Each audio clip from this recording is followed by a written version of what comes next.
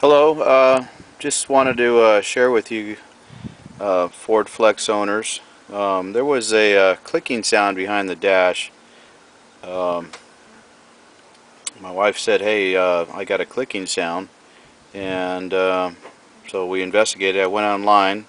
I just typed in Ford or 2010 Ford Flex clicking sound behind dash, and I got two posts.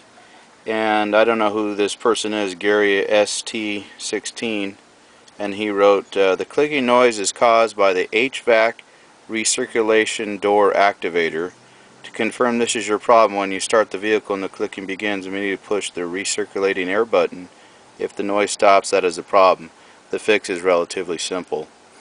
Open glove box, so we'll do that. And have some tools here. So you got to squeeze the side in.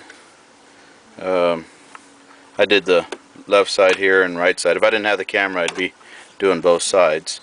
And then underneath, back in here, that right here is this part that he's talking about, the recirculating door activator.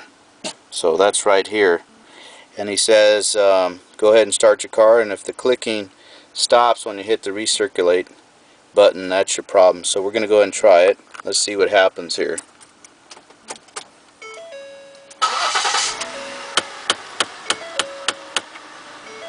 Okay, so what I just did, I hit the recirculate, and you can tell the fan's really on high because it's hot out here.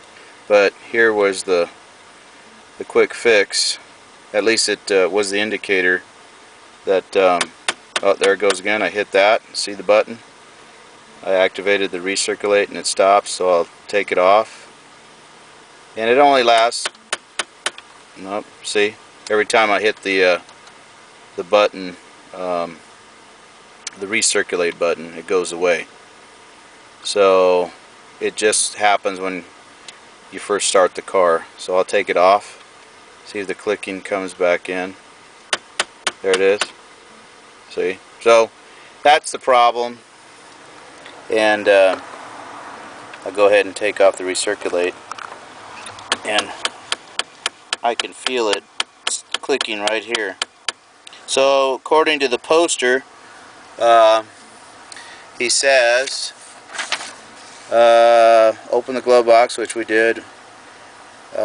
When it hits the stops, gently squeeze the sides to allow the stops to move past the dashboard. 3. The glove box should open all the way, which it did, down to the floor.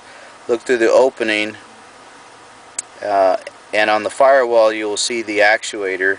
It is attached to the firewall with two screws and has one connector. The unit is black and with a white top and is approximately 3.5 inches wide and 3.5 inches long and 1 inch thick.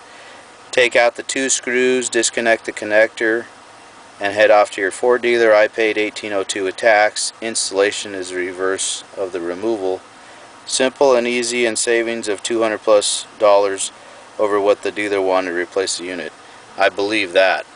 So whoever Gary ST16 is from Valencia, California, my hat's off to you. Thank you for posting, and I'm going to put this on YouTube, and hopefully we'll get it fixed. But that's definitely the problem right there. Alright, hope that helps.